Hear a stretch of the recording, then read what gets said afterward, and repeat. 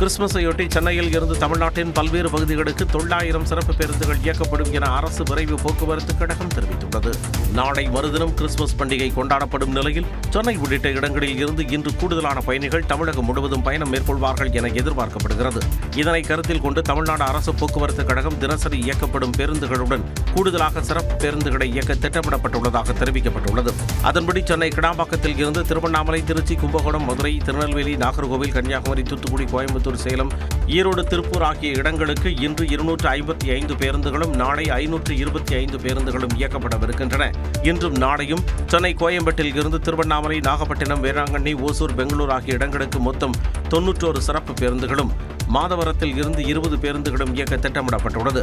மேலும் ஞாயிறு அன்று சொந்த ஊர்களில் இருந்து சென்னை மற்றும் பெங்களூர் திரும்ப வசதியாக பயணிகளின் தேவைக்கேற்ப அனைத்து இடங்களிலிருந்தும் சிறப்பு பேருந்துகள் இயக்கிட திட்டமிடப்பட்டுள்ளது. தமிழ்நாட்டின் கடலோரப் பகுதிகளில் நாளை மிதமான மழை பெய்யக்கூடும் என வானிலை ஆய்வு மையம் தெரிவித்துள்ளது. குமரிக்கடல் மற்றும் அதனை ஒட்டிய பகுதிகளின் மேல் வளிமண்டல கீழடுக்கு சுழற்சி நிலவுவதாக வானிலை ஆய்வு மையம் குறிப்பிட்டுள்ளது. இதனால் தமிழ்நாட்டின் கடலோரப் பகுதி, புதுச்சேரி மற்றும் காரைக்காலில் நாளை மற்றும் நாளை மறுதினம் மிதமான மழை பெய்யும் என கணிக்கப்பட்டுள்ளது. இதன் தொடர்ச்சியாக தென் தமிழக கடலோர மாவட்டங்கள், டெல்டா மாவட்டங்கள் மற்றும் காரைக்காலில் வரும் வெள்ளிக்கிழமை முதல் ஞாயிற்றுக்கிழமை வரை மிதமான மழைக்கு வாய்ப்பு இருப்பதாக வானிலை ஆய்வு மையம் தெரிவித்துள்ளது. தமிழ்நாட்டில் பெரும்பாலான பகுதிகளில் அதிகாலையில் லேசான பனிமூட்டம் காணப்படும் என்றும் வானிலை ஆய்வு மையம் குறிப்பிட்டுள்ளது. சென்னையை பொறுத்தவரை வானம் ஓரளவு மேகமூட்டத்துடன் காணப்படும் என்றும் அதிகாலையில் பனிமூட்டம் இருக்கும் என்றும் வானிலை ஆய்வு மையம் தெரிவித்துள்ளது. தங்கம் விலை புதிய உச்சத்தை எட்டியுள்ளதால் நகை வாங்குவோர் கலக்கமடைந்துள்ளனர். சென்னையில் நேற்று ஒரே நாளில் இருமுறை தங்கம் விலை உயர்ந்த நிலையில் ஒரு சவரன் மீண்டும் 1 லட்சம் ரூபாயை கடந்து புதிய உச்சம் தொட்டது. கடந்த 1.5 ஆண்டுகளாக தங்கம் விலை தொடர்ந்து அதிகரித்து வரும் நிலையில் கடந்த 15ஆம் தேதி ஒரு சவரன் 1 லட்சம் ரூபாய் என்ற நிலையை அடைந்தது. அதன் பிறகு சில நாட்கள் ஏற்ற இறக்க நிலையில் இருந்த நிலையில் ஒரே நாளில் ஒரு சவரன் 1360 ரூபாய் அதிகரித்து 1,560,000 ரூபாய் எனும் புதிய உச்சத்தை அடைந்தது. காலையில் 640 ரூபாய் அதிகரித்த நிலையில் பிற்பகலில் மேலும் 720 ரூபாய் உயர்ந்தது. 1 கிராம் தங்கம் ஒரே நாளில் விலை 170 ரூபாய் உயர்ந்து 12,570 ரூபாயாக உள்ளது. எதிர்பார்க்க முடியாது, நம்ப முடியாத அளவுக்கு ரேட் போயிட்டே இருக்கும்போது அன்றாட மக்கள் யாருனாலையும் தங்கம் வாங்கவே முடியாது. 30,000 to 40,000 earn பண்றாங்கன்னா ஒரு 6,000-7,000 இருந்ததுன்னா கூட அதுக்கான ஒரு அமௌண்ட் எடுத்து வச்சுட்டு 1 கிராம் 1/2 கிராம் வாங்குவாங்க. பட் இந்த அமௌண்ட் இன்க்ரீஸ் ஆகிருக்கிறதுனால அவங்களால அது பேர் பண்ணவே முடியறதில்லை. இப்போ இருக்கிற ரேட்டுக்கெல்லாம் அவ்வளோ காசு கொடுத்து வாங்க முடியாது. நகையை பார்க்கலாம் வச்சு வாங்க முடியாது. வெள்ளி விலை காலையில் கிராமுக்கு 5 ரூபாய் அதிகரித்து 231 ரூபாயாக இருந்த நிலையில் மாலையில் மாற்றமின்றி அதே விலைக்கு விற்பனையானது. வட்டி விகித குறைப்பு குறித்த அறிவிப்பை அமெரிக்க மத்திய வங்கி வெளியிடும் என்ற எதிர்பார்ப்பு எழுந்துள்ளதால் மீண்டும் தங்கம், வெள்ளியின் விலை அதிகரித்துள்ளதாக கூறப்படுகிறது.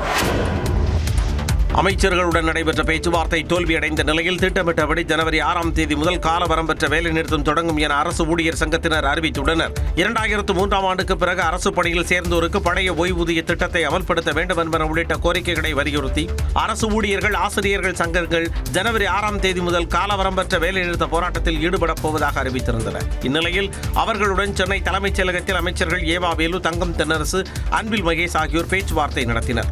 எங்கள் சங்கங்கள் எல்லாம் முழுமையாக அங்க பேசுவதற்கு கூட வாய்ப்பில்லை. அந்த சங்கங்கள் எல்லாம் பேசிய விஷயத்தை முழுமையாக எங்கள் உறுப்பினர்களுக்கு கொண்டு செல்வது கூட வாய்ப்பில்லாமல் காரணத்தினால் எந்த விதமான உத்தரவாதம் அளிக்கப்படாத சூழ்நிலையில் நாங்கள் எங்களது ஏற்கனவே திட்டமிட்டபடி எங்களது 29/12/2025 போராட்டம் தொடரும், காலவரையற்ற வேலைநிறுத்தமும் தொடரும் என்பதை போட்டாட்சியின் மாநில மைய சார்பாக தெரிவித்துக் கொள்கின்றோம். கடந்த 4.5 ஆண்டுகளாக தமிழ்நாடு அரசு எந்த விஷயத்தை பேசியதோ அதே விஷயத்தை திரும்ப திரும்ப எங்களோடு பேசியது மிகப்பெரிய வருத்தத்தை தந்திருக்கின்றது. எந்த சக்தி போராட்டத்தை தடுத்து நிறுத்த நினைத்தாலும் அதனை தகர்த்து கோரிக்கை நிறைவேறும் வரை தொடர்ந்து போராட்டத்தை முன்னெடுப்போம் என ஜாக்டோ ஜியோ நிர்வாகிகள் கூறினர். தமிழ்நாடு அரசு பணியாளர் தேர்வாணையம் நடத்திய குரூப் 2-2A நேரடி பணியிடங்களுக்கு நடத்திய முதல்நிலை தேர்வு முடிவுகள் வெளியிடப்பட்டுள்ளன. கடந்த ஜூலை 15ஆம் தேதி இதற்கான அறிவிப்பு வெளியிடப்பட்ட நிலையில் செப்டம்பர் 28ஆம் தேதி முதல்நிலை தேர்வு நடைபெற்றது. 82 குரூப் 2 பதவிகளுக்கும் 1227 குரூப் 2A பதவிகளுக்கும் நடத்தப்பட்ட முதல்நிலை தேர்வின் முடிவுகளை டிஎன்பிஎஸ்சி வெளியிட்டுள்ளது. இந்த நிலையில் 2A பணிகளுக்கான முதன்மை தேர்வு கணினி வழி தேர்வுக்கு பதில் OMR முறையில் நடத்தப்படும் என அறிவிக்கப்பட்டுள்ளது. இதேபோல குரூப் 2 முதன்மை தேர்வில் பிப்ரவரி 8ஆம் தேதி தமிழ் தகுதி தேர்வும் பிப்ரவரி 22ஆம் தேதி பொது பாடத் தேர்வும் விரிவான எழுத்து முறையில் நடைபெறும். முதன்மை தேர்வுக்கு தேர்வானோர் ரூபாய் 150 செலுத்தி டிசம்பர் 29ஆம் தேதிக்குள் விண்ணப்பிக்க வேண்டும் என TNPSC தெரிவித்துள்ளது. வாக்காளர் பட்டியலில் பெயர் சேர்க்கவும் நீக்கவும் கோரி கடந்த 3 நாட்களில் 93,000க்கும் மேற்பட்டோர் விண்ணப்பித்துள்ளனர். SIR பணிகளின் ஒரு பகுதியாக தமிழ்நாட்டின் வரைவு வாக்காளர் பட்டியலை தேர்தல் ஆணையம் வெளியிட்டுள்ளது. அதில் தமிழ்நாடு முழுவதும் சுமார் 97,38,000 வாக்காளர்கள் நீக்கப்பட்டுள்ளனர். இதில் வரைவு வாக்காளர் பட்டியலில் பெயர் விடுபட்டோர் மற்றும் வாக்காளர் பட்டியலில் புதிதாக பெயர் சேர்க்க விரும்புவோர் மனு அளிக்கலாம் என அறிவிக்கப்பட்டுள்ளது. அதேபோல பெயர் நீக்கம், முகவரி மாற்றம் போன்றவற்றிற்கும் விண்ணப்பிக்கலாம் என்று தேர்தல் ஆணையம் கூறியிருந்தது. அதன்படி நேரடியாகவும் ஆன்லைன் வாயிலாகவும் வாக்காளர் பட்டியலில் பெயர் சேர்ப்பதற்கு கடந்த 3 நாட்களில் 92,626 பேர் மனு அளித்திருப்பதாகவும் பட்டியலில் இருந்து பெயர் நீக்குவதற்கு 1007 மனுக்கள் வந்திருப்பதாகவும் தெரிவிக்கப்பட்டுள்ளது. இதனிடையே சென்னையில் கடந்த சனி மற்றும் ஞாயிற்றுக்கிழமைகளில் நடைபெற்ற சிறப்பு முகாம்களில் சுமார் 2 லட்சம் படிவங்கள் விநியோகிக்கப்பட்டதாக தகவல் வெளியாகியுள்ளது. திராவிட மாடல் என்றாலே சிலருக்கு எரிவதாக முதலமைச்சர் விமர்சித்துள்ளார். தமிழ்நாட்டில் அறிவுத்தீ அணையாமல் இருப்பதால் தான் கலவரத்தீயை பற்ற வைக்க முடியவில்லை என முதலமைச்சர் மு.க.ஸ்டாலின் தெரிவித்துள்ளார். சென்னை கோட்டூர்புரத்தில் உள்ள அண்ணா நூற்றாண்டு நூலகத்தில் மூத்த பத்திரிகையாளர் ப. திருமாவேலன் எழுதிய தீரர்கள் கோட்டம் திமுக, திராவிட அரசியல், திராவிட அரசியல் உள்ளிட்ட 2 நூல்களை முதலமைச்சர் மு.க.ஸ்டாலின் வெளியிட திராவிட கழக தலைவர் கி. வீரமணி பெற்றுக் கொண்டார்.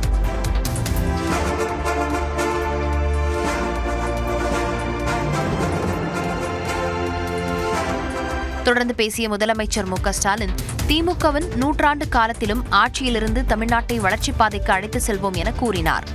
ஆரிய ஆதிக்கவாதிகள் வந்த வழி மறந்த அடிமைகள், அறிவற்ற அரைகுறைகள்னு யாரும் இந்த ஆலமரத்தை அசைச்சு பார்க்க முடியாது.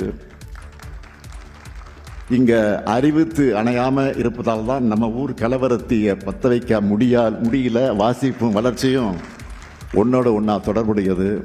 வாசிப்பும் வளர்ச்சியும் ஒன்றோடு ஒன்று தொடர்புடையது என்றும் தினமும் அரை மணி நேரமாவது புத்தகங்களை வாசிக்க வேண்டும் எனவும் முதலமைச்சர் கூறினார். தமிழ்நாட்டில் அனைத்து குடும்ப அட்டைதாரர்களுக்கும் பொங்கல் பரிசு தொகுப்புடன் 5,000 ரூபாய் வழங்க வேண்டும் என அதிமுக பொதுச் செயலாளர் எடப்பாடி பழனிசாமி வலியுறுத்தியுள்ளார். சேலம் எடப்பாடியில் செய்தியாளர்களிடம் பேசிய அவர், இந்தியாவிலேயே கடன் வாங்கியதில் முதலிடத்தில் தமிழ்நாடு உள்ளது என்றார். இந்த ஆண்டு திராவிட முன்னேற்ற கழகத்தில் இறுதி ஆண்டு, இதற்கு மேல் இவர்கள் ஆட்சிக்கு வரமாட்டாங்க. அதனால இந்த ஆண்டாவது இந்த மக்களுடைய மனம் குளிர்கின்ற விதமாக, மகிழ்ச்சி அடைகின்ற விதமாக ஒவ்வொரு குடும்ப அட்டைக்கும் பொங்கல் மகிழ்ச்சியோடு கொண்டாடுகின்ற விதமாக 5,000 ரூபாய் பொங்கல் தொகுப்பில் ஒவ்வொரு குடும்ப அட்டைக்கும் வழங்க வேண்டும் என்று கேட்டுக்கிறேன். தாவேகா தூய்மையான கட்சியா என்பதை மக்கள் முடிவு செய்வர் என்றும் எடப்பாடி பழனிசாமி கூறினார். அவருடைய கருத்தை சொல்றாங்க, அதோட சரி, அது தூய்மையா இல்லையா என்பது மக்கள் முடிவு செய்வாங்க. 100 நாள் வேலை திட்டம் தொடர்பாக நாடாளுமன்றத்தில் பேசாமல் திமுகவினர் வெற்று அறிக்கை வெளியிடுவதாகவும் EPS குற்றம் சாட்டினார். இன்று சென்னை வரும் பாஜக தேர்தல் பொறுப்பாளர் பியூஷ் கோயல் அதிமுக பொதுச் செயலாளர் எடப்பாடி பழனிசாமியை சந்தித்து பேச உள்ளார். சட்டப்பேரவைத் தேர்தல் நெருங்கும் நிலையில் மத்திய அமைச்சர் பியூஷ் கோயலை தமிழ்நாடு பொறுப்பாளராக பாஜக தலைமை அறிவித்துள்ளது. அவருடன் மத்திய அமைச்சர்கள் அர்ஜுன் ராம் மேக்வால், முரளிதர் மோகல் ஆகியோரும் இணை பொறுப்பாளராக நியமிக்கப்பட்டுள்ளனர். இந்த நிலையில் இன்று காலை 10 மணி அளவில் சென்னை வரும் பியூஷ் கோயல் தியாகராய நகரில் உள்ள கட்சி அலுவலகத்தில் மாநில தலைவர் நயினார் நாகேந்திரன் மற்றும் மூத்த தலைவர்களுடன் ஆலோசனை நடத்துகிறார். தொடர்ந்து MRC நகரில் இருக்கும் தனியார் நட்சத்திர விடுதிக்கு செல்லும் அவர் அதிமுக பொதுச் செயலாளர் எடப்பாடி பழனிசாமியை சந்தித்து கூட்டணி விவகாரங்கள் குறித்து ஆலோசிக்கிறார். ஏற்கனவே தமிழ்நாட்டில் எலெக்ஷன்ஸ் இன்சார்ஜா இருந்து நடத்திருக்காங்க. அவங்க ரிலேஷன்ஷிப் வித் ADMK லீடர்ஸ் கொஞ்சம் டெஃபினட்டா க்ளோஸரா இருக்கும். அதனால அண்டர்ஸ்டாண்டிங்கும் பெட்டரா இருக்கும். அதனால டெஃபினட்டா it will be much easier. எந்தெந்த தொகுதியில் நிக்கணுங்கிறது அலையன்ஸ் டாக்ஸ் இந்த வாட்டி ஸ்டார்ட் ஆகும்ங்கிறது எங்களுடைய எதிர்பார்ப்பு.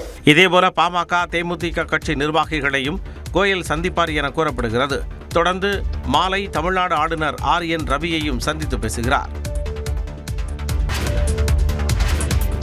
அனைத்து தூதரக மற்றும் விசா சேவைகளையும் மறு அறிவிப்பு வரும் வரை தற்காலிகமாக நிறுத்தி வைப்பதாக டெல்லியில் உள்ள வங்கதேச தூதரகம் அறிவித்துள்ளது. வங்கதேசத்தில் மாணவர் தலைவர் ஷரீப் உஸ்மான் ஹாடி படுகொலையை அடுத்து நாட்டில் மீண்டும் வன்முறை வெடித்தது. நாடு முழுவதும் வெடித்த வன்முறையால் இந்திய தூதரக அலுவலகங்கள் தாக்கப்பட்டன. இதையடுத்து சிட்டகாங், குல்னா, ராஜ்ஷாஹி ஆகிய பகுதிகளில் உள்ள விசா விண்ணப்ப மையங்களை மூடுவதாக இந்திய அரசு அறிவித்தது. இச்சூழலில் டெல்லியில் உள்ள வங்கதேச தூதரகம் முன்பு இந்து அமைப்பினர் போராட்டம் நடத்தியதாக வங்கதேச ஊடகங்களில் செய்திகள் வெளியாகின.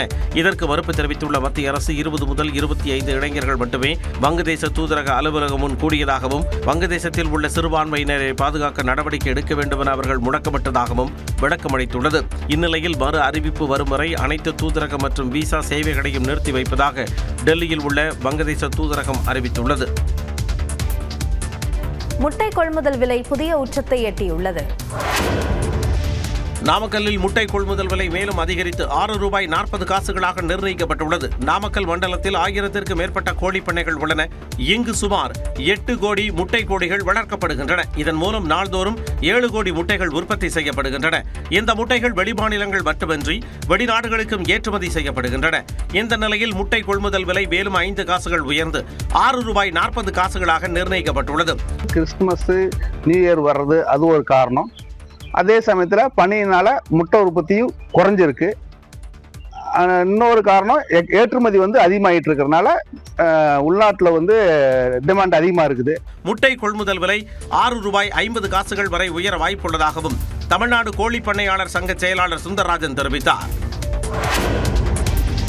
கூலி உயர்வு கோரி ஜனவரி 1ஆம் தேதி முதல் உற்பத்தியை நிறுத்தப் போவதாக கறிக்கோழி பண்ணை விவசாயிகள் கூறியுள்ளனர். திருப்பூர் மாவட்டத்தில் பல்லடம், காங்கேயம் உள்ளிட்ட பகுதிகளில் 10,000த்திற்கும் மேற்பட்ட விவசாயிகள் கறிக்கோழி பண்ணை வைத்து நடத்துகின்றனர். பிராய்லர் நிறுவனங்களிடமிருந்து கோழி குஞ்சுகளை பெற்று 42 நாட்கள் வரை வளர்த்து கொடுத்து வருகின்றனர். கோழி நிறுவனங்கள் கிலோ ஒன்றுக்கு ₹6.50 மட்டுமே கொடுக்கும் நிலையில் மூலப்பொருட்கள் மற்றும் மின்சார கட்டண உயர்வு காரணமாக பண்ணையை நடத்த முடியவில்லை என்கின்றனர் விவசாயிகள். கோழி வளர்த்து வருகிறதற்கு ஒப்பந்த அடிப்படையில் 5 ஆண்டுகளுக்கு முன்பு ₹6.50 நிர்ணயம் செய்யப்பட்டு 5 ஆண்டுகளாக கூலி உயர்வு என்பது இல்லாமல் உள்ளதான காரணத்தால் ஜனவரி 1/1/2026 முதல் தமிழ்நாடு முழுவதும் கறிக்கோழி பண்ணை விவசாயிகள் உற்பத்தி நிறுத்த போராட்டம் அறிவிக்கப்பட்டிருக்கிறது. தமிழ்நாட்டில் நாள் ஒன்றுக்கு 3 லட்சம் கிலோ கோழி இறைச்சி தேவைப்படும் நிலையில் ஞாயிற்றுக்கிழமைகளில் அது 4 லட்சம் கிலோவாக அதிகரிக்கிறது. பண்ணையாளர்களின் உற்பத்தி நிறுத்த போராட்டம் காரணமாக கோழி இறைச்சி தட்டுப்பாடு ஏற்படுவதுடன் விலை அதிகரிக்கும் அபாயம் ஏற்பட்டுள்ளது. பொங்கல் பண்டிகைக்கு முன்னதாக பணிமூப்பு அடிப்படையில் முதலில் 723 செவிலியர்களுக்கு பணி நியமன ஆணை வழங்கப்படும் என மருத்துவத்துறை அமைச்சர் மா. சுப்பிரமணியன் தெரிவித்துள்ளார். பணி நிரந்தரம் உள்ளிட்ட 10 அம்ச கோரிக்கைகளை வலியுறுத்தி தமிழ்நாடு முழுவதும் ஒப்பந்த செவிலியர்கள் போராட்டம் நடத்தி வருகின்றனர். இந்நிலையில் சென்னை கிண்டியில் உள்ள டாக்டர் எம்ஜிஆர் மருத்துவ பல்கலைக்கழகத்தில் அரசு செவிலியர்கள் சங்கம் மற்றும் ஒப்பந்த செவிலியர்கள் சங்க நிர்வாகிகளுடன் அமைச்சர் மா. சுப்பிரமணியன் பேச்சுவார்த்தை நடத்தினார். பின்னர் செய்தியாளர்களிடம் பேசிய அவர் இதுவரை 3614 ஒப்பந்த செவிலியர்கள் பணி நிரந்தரம் செய்யப்பட்டுள்ளனர் என்றார். புதிய பணியிடங்கள் 723க்கும் பொங்கலுக்கு முன்னாலேயே பணி நிரந்தர ஆணைகளை காத்திருப்போரை எடுத்து அதில் சீனியாரிட்டி அடிப்படையில் அவர்களுக்கு பணி ஆணை வழங்கப்படும் என்று தெரிவிக்கப்பட்டிருக்கிறது. தொகுப்பூதிய செவிலியர்களுக்கு ஊதியத்துடன் கூடிய மகப்பேறு விடுப்பு வழங்குவது குறித்து பரிசீலனை செய்யப்படும் என்றும் அமைச்சர் தெரிவித்தார். அமைச்சருடனான பேச்சுவார்த்தை சுமூகமாக நடைபெற்றதாகவும் தங்களின் கோரிக்கைகளை அரசு பரிசீலனை செய்யும் என அமைச்சர் கூறியுள்ளதாகவும் தமிழ்நாடு அரசு செவிலியர் சங்கம் மற்றும் செவிலியர்கள் பொதுநல சங்க நிர்வாகிகள் தெரிவித்தனர். திருப்பரங்குன்றம் மலைக்கு செல்லும் பக்தர்களுக்கு புதிய கட்டுப்பாடுகள் விதிக்கப்பட்டுள்ளன. திருப்பரங்குன்றம் மலைக்கு செல்லும் பாதை 20 நாட்களுக்கு பிறகு திறக்கப்பட்டுள்ளது. திருப்பரங்குன்றம் மலை உச்சியில் உள்ள தூணில் கார்த்திகை தீபம் ஏற்றுவது தொடர்பான விவகாரம் காரணமாக அங்கு மலைக்கு செல்லக்கூடிய பாதை கடந்த 2ஆம் தேதி முதல் அடைக்கப்பட்டது. மலை மேல் உள்ள காசி விஸ்வநாதர் கோயில் மற்றும் சிக்கந்தர் தர்காவிற்கு பக்தர்கள் செல்ல அனுமதி மறுக்கப்பட்டிருந்தது. இந்நிலையில் 20 நாட்களுக்கு பிறகு மலைக்கு செல்லும் பாதை திறக்கப்பட்டு பக்தர்கள் அனுமதிக்கப்பட்டனர். மலைக்கு செல்லும் பக்தர்கள் செல்போன் எண்ணை வழங்குவதோடு அடையாள அட்டையை காண்பிக்கவும் காவல்துறை அறிவுறுத்தியது. காலை 6 மணி முதல் மாலை 6 மணி வரை மட்டுமே பக்தர்கள் அனுமதிக்கப்படுவார்கள் என காவல்துறை அறிவித்துள்ளது. பகவத்கீதை மத புத்தகம் அல்ல, அது ஒரு தார்மீக அறிவியல் என சென்னை உயர்நீதிமன்ற மதுரை கிளை நீதிபதி GR சுவாமிநாதன் தெரிவித்துள்ளார். கோவையைச் சேர்ந்த ஆதர்ஷ வித்யா பரம்பரா அறக்கட்டளை அமைப்பை வெளிநாட்டு பங்களிப்பு சட்டத்தின் கீழ் பதிவு செய்ய மத்திய அரசுக்கு உத்தரவிட வேண்டும் என அந்த அமைப்பு உயர்நீதிமன்ற மதுரை கிளையில் மனு தாக்கல் செய்தது. இந்த மனு நீதிபதி GR சுவாமிநாதன் முன் விசாரணைக்கு வந்தது. அப்போது மத்திய அரசின் சார்பாக ஆஜரான வழக்கறிஞர் ஆதர்ஷ வித்யா பரம்பரா அறக்கட்டளை பகவத்கீதை, வேதாந்தா, உபநிடதம் உள்ளிட்ட இந்து மத கோட்பாடுகளை கற்பிப்பதால் வெளிநாட்டு பங்களிப்பு சட்டத்தின் கீழ் பதிவு செய்ய முடியாது என கூறினார். இதை கேட்ட நீதிபதி GR சுவாமிநாதன், பகவத்கீதையை கற்பிப்பதால் அறக்கட்டளை மத அமைப்பு என்ற முடிவுக்கு அதிகாரிகள் வந்துள்ளதாகவும், பகவத்கீதை ஒரு மத புத்தகம் கிடையாது, அது ஒரு தார்மீக அறிவியல் என்றார்.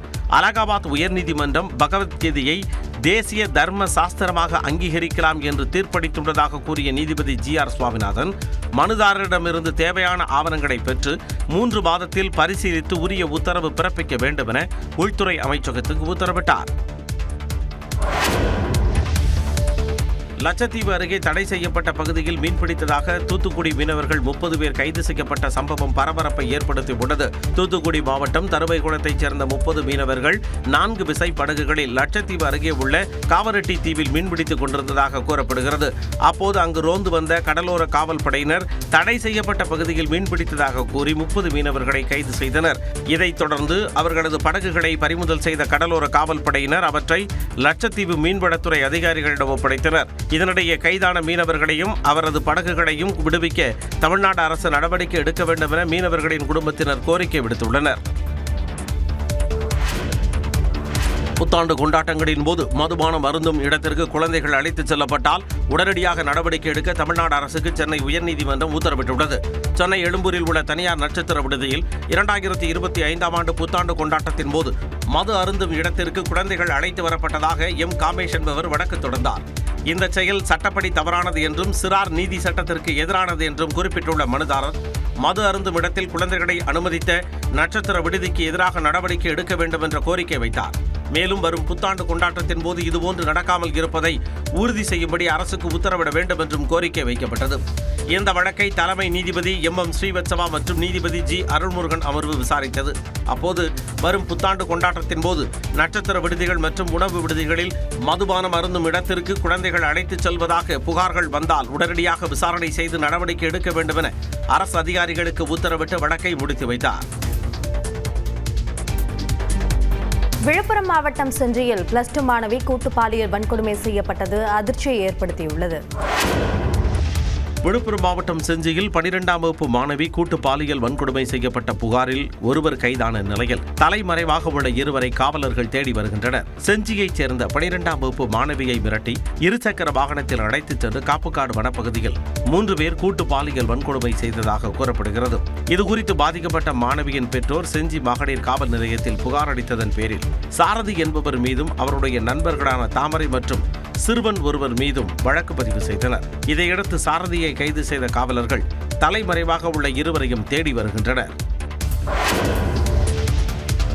தமிழ்நாட்டில் எதிர்பார்த்ததை விட அதிக வாக்காளர்கள் நீக்கப்பட்டுள்ளதாக துணை முதலமைச்சர் உதயநிதி ஸ்டாலின் தெரிவித்துள்ளார். சென்னை மாநகராட்சி சார்பில் மெரினா கடற்கரை அருகே அண்ணா சதுக்கம் பேருந்து நிலையத்துக்கு பின்புறம் 2400 சதுர அடியில் வீடற்றவர்களுக்கான இரவு நேர காப்பகம் கட்டப்பட்டுள்ளது. 86 லட்சம் ரூபாய் மதிப்பில் கட்டப்பட்டுள்ள இந்த காப்பகத்தில் ஒரே நேரத்தில் 80 பேர் தங்கும் வகையில் வசதிகள் செய்யப்பட்டுள்ளன. இந்த காப்பகத்தை துணை முதலமைச்சர் உதயநிதி ஸ்டாலின் திறந்து வைத்தார். பின்னர் செய்தியாளர்களிடம் பேசிய அவர், வரைவு வாக்காளர் பட்டியலில் சென்னையில் 14 லட்சம் வாக்காளர்கள் நீக்கம் குறித்த கேள்விக்கு பதிலளித்தார். சென்னையில் மட்டும் 14 லட்சம் வாக்குகள் நீக்கப்பட்டிருக்கு. இப்போ வாக்காளர்கள் எங்களுடைய மாவட்ட செயலாளர்கள் நேற்று மாவட்ட செயலாளர் கூட்டம் நடந்தது. எங்களுடைய தலைவர் அவர்கள் தெளிவாக அத்தனை பேருக்கு அட்வைஸ் செஞ்சுருக்கிறாங்க.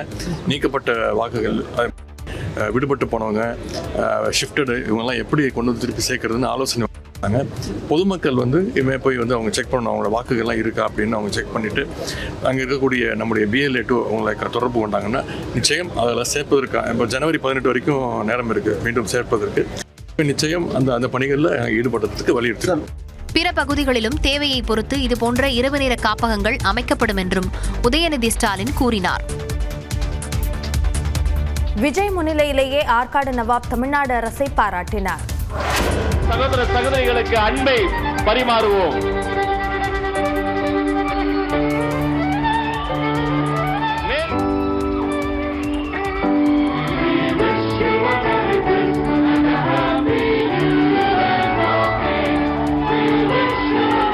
தாவேக தலைவர் விஜயின் கிறிஸ்துமஸ் கொண்டாட்ட காட்சிகளே இவை. தமிழக வெற்றிக் கழகம் சார்பில் செங்கல்பட்டு மாவட்டம் மாமல்லபுரத்தில் உள்ள நட்சத்திர விடுதியில் சமத்துவ கிறிஸ்துமஸ் விழா நடைபெற்றது. இந்த விழாவில் ஆர்ச் பிஷப் ஜார்ஜ் அந்தோனிசாமியின் பிரதிநிதியான ஏஎல் ஜெபஸ்டியன், ஆற்காடு இளவரசரின் திவான் நவாப் ஜாதா முகமது ஆசிப் அலி, பிரம்மகுமாரி முத்துமணி உள்ளிட்டோர் கலந்து கொண்டனர். பொங்கல், தீபாவளி, ரம்ஜான், கிறிஸ்துமஸ்னு இந்த மாதிரி எல்லா பண்டிகைகளும் எல்லாரும் சந்தோஷமா ஷேர் பண்ணிக்க கூடிய ஒரு ஊரு தானே நம்ம ஊரு. இங்க வாழ்க்கை முறையும் வழிபாட்டு முறையும் வேறு வேறுனாலும் நாம் எல்லாருமே சகோதரர்கள் தானே.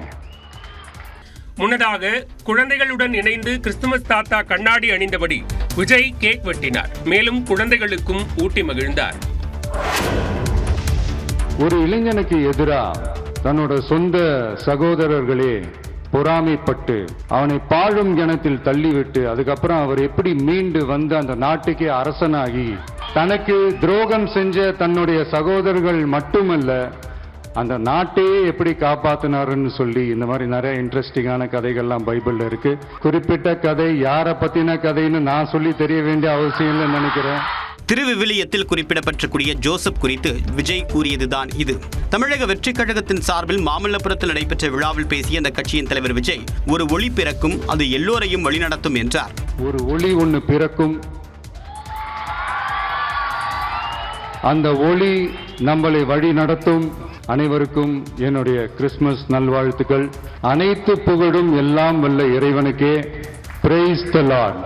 தொடர்ந்து பேசிய விஜய், கடவுளின் அருளும் மக்களையும் மானசீகமாக நேசிக்கக்கூடிய அன்பும் அதீத வலிமையும் இருந்தாலே எப்படிப்பட்ட எதிரிகளையும் வெல்ல முடியும் என்றார். தாவேக சார்பில் நடைபெற்ற கிறிஸ்துமஸ் விழாவில் பங்கேற்ற ஆற்காடு இளவரசரின் திவான் நவாப் ஜாதா முகமது ஆசிப் அலி தமிழ்நாடு அரசை விஜய் முன்னிலையிலேயே பாராட்டினார். In Tamil Nadu, the most important thing is you respect as a human being. There is safety for people. There is safety for ladies. There is safety for children. And I think we are the second largest economy in India. ஒற்றுமைக்கு மிகச்சிறந்த உதாரணம் தமிழ்நாடு மாநிலம்தான் என்றும் திவான் முகமது ஆசிப் அலி பேசினார். விஜயும் சீமானும் RSS பெற்றெடுத்த பிள்ளைகள் என திருமாவளவன் விமர்சித்துள்ளார். திருப்பரங்குன்றம் தீபத்தூண் விவகாரத்தில் சனாதனவாதிகளை கண்டித்து மதுரை பழங்கானத்தம் பகுதியில் BCK சார்பில் கண்டன ஆர்ப்பாட்டம் நடைபெற்றது. இதில் பங்கேற்ற அக்கட்சித் தலைவர் தொல் திருமாவளவனுக்கு BCKவினர் வேல் கிரீடம் பரிசளித்தனர். நம்முடைய எழுச்சி தமிழர்களுக்கு கையிலே கொடுப்பார்கள். அது வெற்றி வேளாக இருந்து ஜனாதன கும்பலுடைய மார்புகளை குறிவைக்கின்ற. மேடையில் பேசிய திருமாவளவன் அப்படியாக பேருந்தில் சென்ற பக்தர்களை நோக்கி ஐயப்ப கோஷம் எழுப்பினார். சாமியே சரணம் ஐயப்பா, அந்த முழக்கம் எழுப்புகிற தோழர்கள். தொடர்ந்து பேசிய அவர் தாவேக தலைவர் விஜய், நாம் தமிழர் தலைமை ஒருங்கிணைப்பாளர் சீமான் ஆகியோரை விமர்சித்தார். குவார்டர் ஃபைனலுக்கு பங்கேற்க மாட்டார், செமி ஃபைனலையும் பங்கேற்க மாட்டார். நேரா நேஷனல் ஃபைனல்ல போய் ஒரே அடியில் ஜெயிச்சுவாராம் தம்பி விஜய். அரசியல் அறியாமைதான். தம்பி சீமானும் தம்பி விஜயும் இன்றைக்கு RSS பெற்றெடுத்த பிள்ளைகள் என்பது அம்பலமாகிவிட்டது. இதனிடையே திருப்பரங்குன்றத்தில் தீபம் ஏற்றிவிட்டால் மதுரைக்கு எய்ம்ஸ் வந்துவிடுமா எனவும் திருமாவளவன் கேள்வி எழுப்பினார். அதிமுக தொண்டர்கள் உரிமை மீட்புக் கழகத்தின் மாவட்ட செயலாளர்கள் கூட்டம் இன்று நடைபெற உள்ள நிலையில் முக்கிய அறிவிப்பை பன்னீர்செல்வம் வெளியிட உள்ளார். தேசிய ஜனநாயக கூட்டணியிலிருந்து வெளியேறிய முன்னாள் முதலமைச்சர் பன்னீர்செல்வம் தற்போது வரை கூட்டணி நிலைப்பாட்டை அறிவிக்காமல் இருக்கிறார். அதிமுக தொண்டர்கள் உரிமை மீட்பு குழுவை அதிமுக தொண்டர்கள் உரிமை மீட்புக் கழகமாக பெயர் மாற்றம் செய்த OPS மாவட்ட நிர்வாகிகள் கூட்டத்திற்கு பின் முக்கிய அறிவிப்பை வெளியிடுவதாக தெரிவித்துள்ளார். அதன்படி மூத்த தலைவர் பன்ருட்டி ராமச்சந்திரன் தலைமையில் சென்னை வேப்பேரியில் இன்று மாலை 5 மணி அளவில் மாவட்ட செயலாளர்கள் கூட்டம் நடைபெற உள்ளது. விஜய் ஆப்ஷன் இருக்கு, DMK ஆப்ஷன் வரை இருக்கின்றது. அதெல்லாமே பேசப்படுது. எல்லாம் இந்த டிஸ்கஷன்னா things will be discussed threadbare. இவர்கள் மனதில் படக்கூடிய கருத்துக்களை தெரிவிக்க இருக்கிறோம். தெரிவிக்கப்படுகிற கருத்தின் அடிப்படையில் as a leader he will come to a conclusion. அவர் ஒரு நல்ல முடிவுக்கு வருவார். தேர்தலுக்கு சில மாதங்களே உள்ள நிலையில் அதிமுக தொண்டர்கள் உரிமை மீட்புக் கழகத்தின் இந்த மாவட்ட செயலாளர்கள் கூட்டம் முக்கியத்துவம் பெற்றுள்ளது. வேடந்தாங்கல் பறவைகள் சரணாலயத்தில் மேலும் 30,000 பறவைகள் வரலாம் என்று வனத்துறையினர் கணித்துள்ளனர்.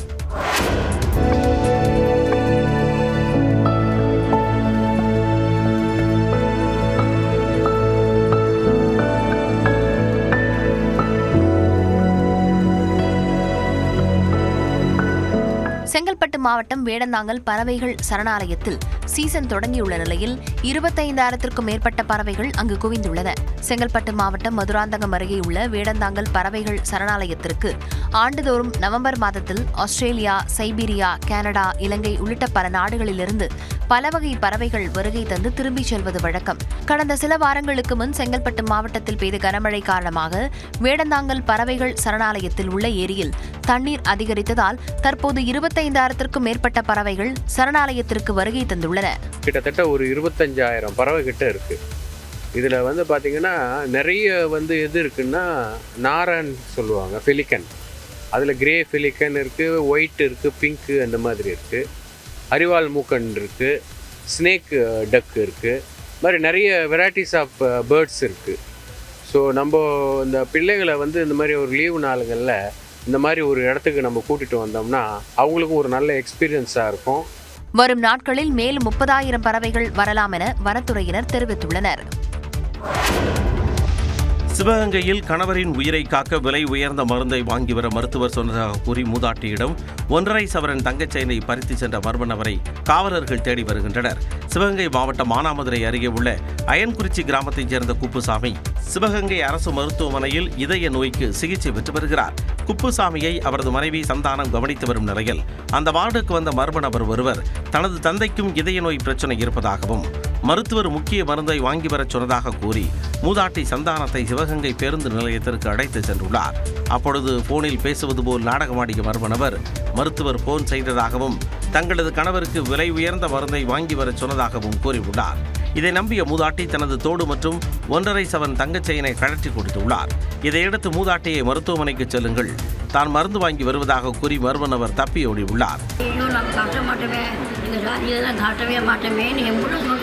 அவர் சாக போறாரு, நீ காட்ட மாட்டியா, காலையில் அந்த ரூபாயை கொடுத்து வாங்கிட்டு போவான், கலட்டிதான் அப்படின்னு கலட்டி வாங்கிக்கிட்டு. இச்சம்பவம் தொடர்பாக மூதாட்டி அளித்த புகாரின் பேரில் மானாமதுரை காவல் நிலைய காவலர்கள் விசாரணை நடத்தி வருகின்றனர். திருவள்ளூரில் ரசாயன பொடியை தூவி சிறுவனை கடத்த முயன்ற வடமாநில இளைஞரை பொதுமக்கள் தர்மடி கொடுத்து பிடித்தனர். திருவள்ளூர் விஎம் நகர் பகுதியைச் சேர்ந்தவர்கள் ஆனந்தராஜ், ராசாத்தி தம்பதி. இவர்களது மகன்கள் கணேஷ் ராஜா, யோகேஷ் ராஜ் ஆகியோர் வீட்டின் அருகே விளையாடிக் கொண்டிருந்தனர். அப்போது அங்கு வந்த வடமாநில இளைஞர் ஒருவர் யோகேஷ் ராஜை தாக்கி கையில் வைத்திருந்த ரசாயன பொடியை தூவி கடத்த முயன்றுள்ளார். இதனை பார்த்த அப்பகுதி மக்கள் வடமாநில இளைஞரை பிடித்து தர்மடி கொடுத்தனர். மேலும் சிறுவனை மீட்டு பெற்றோரிடம் ஒப்படைத்தனர். இவன் அதை பார்த்துட்டு பெரியவன் பார்த்துட்டு ஒடியாந்து அம்மா அம்மா அம்மான்னு கத்திட்டே ஒடியாந்தான். என்னடான்ட்டு நான் ஒடியாருவோம், அவங்க கடையில் கடைக்காரர் அவரும் ஒடியாந்தாரு.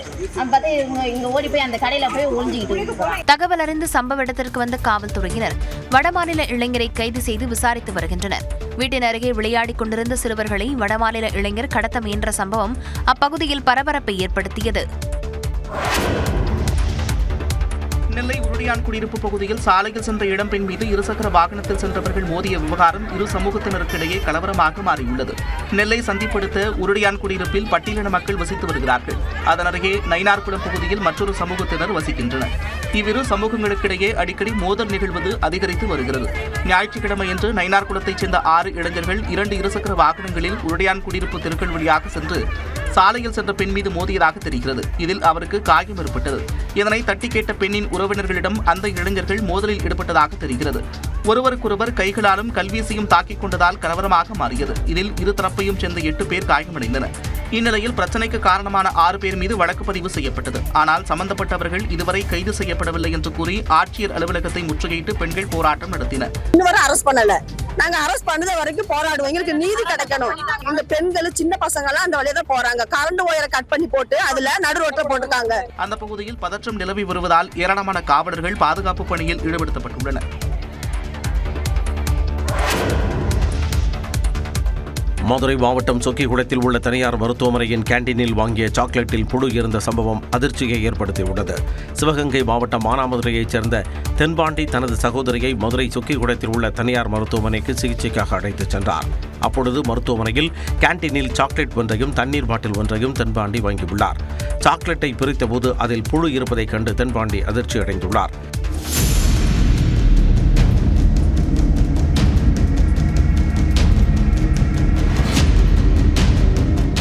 இதுகுறித்து கேண்டீன் நிர்வாகத்திடம் முறையிட்ட போது சாக்லேட்டின் காலாவதி தேதி முடிவடையாததால் அதனை திரும்ப பெற முடியாது என்று தெரிவித்ததாக தென்பாண்டி கூறியுள்ளார். போயிட்டு கேண்டீனில் போய் சாக்லேட் வாங்கிட்டு வந்துட்டேன். வந்துட்டு அக்காவுக்கு செக்கப்லாம் முடிச்சுட்டு காரில் உட்காந்து டேட்டும் சாக்லேட்டை பிரிக்கிறப்ப ஃபுல்லாக புழுவாக ஊறிக்கிட்டு இருந்துச்சு. அப்படியே நிப்பாட்டு கேண்டீனில் போய் கேட்டதுக்கு இந்த மாதிரி எக்ஸ்பைரி டேட்லாம் இருக்குது, நாங்கள் என்ன பண்ண முடியும், நீங்கள் கன்சூமர் கோர்ட்டில் கேஸ் போட்டுனே நாங்கள் சப்போர்ட் பண்ணுறோம் அப்படின்ட்டாங்க. இந்நிலையில் தனியார் மருத்துவமனை மீது வழக்கு தொடர முடிவு செய்துள்ளதாக தென்பாண்டி தெரிவித்துள்ளார். இந்தியா நியூசிலாந்து இடையிலான வர்த்தகம் அடுத்த 5 ஆண்டுகளில் 2 மடங்கு உயரும் என்று எதிர்பார்க்கப்படுகிறது. இந்தியா நியூசிலாந்து இடையே வரலாற்று சிறப்புமிக்க தடையற்ற வர்த்தக ஒப்பந்தம் கையெழுத்தாகியுள்ளது. நியூசிலாந்துடனும் தடையற்ற வர்த்தகத்தை மேற்கொள்ள இந்தியா முயற்சி மேற்கொண்டு வந்தது. ஒப்பந்தம் கையெழுத்தானதாக பிரதமர் நரேந்திர மோடியும் நியூசிலாந்து பிரதமர் கிறிஸ்டோபர் லக்சனும் அதிகாரப்பூர்வமாக அறிவித்துள்ளனர். அதன்படி இந்தியாவிலிருந்து நியூசிலாந்திற்கு ஏற்றுமதி செய்யப்படும் அனைத்து பொருட்களுக்கும் 100% வரி விலக்கு அளிக்கப்பட்டுள்ளது. அதேபோல நியூசிலாந்தின் 95% ஏற்றுமதி பொருட்களுக்கு இந்தியா வரிச்சலுகை வழங்கியுள்ளது. குறிப்பாக ஆப்பிள், கிவி பழங்கள், தேன் மற்றும் மரக்கட்டைகள் குறைந்த விலையில் இந்தியாவுக்கு வரும். எனினும் பால் பண்ணை துறையை பாதுகாக்க பால், தயிர், சீஸ் போன்ற பால் பொருட்களுக்கு இந்தியா வரி விலக்கு அளிக்கவில்லை. 7th Free Trade Agreement, demonstrating that we are expanding trade relations rapidly with countries who complement the Indian economy rather than compete with India. இந்த ஒப்பந்தத்தின் மூலம் அடுத்த 5 ஆண்டுகளில் இரு நாடுகளுக்கும் இடையிலான வர்த்தகம் 2 மடங்காக உயரும் என எதிர்பார்க்கப்படுகிறது.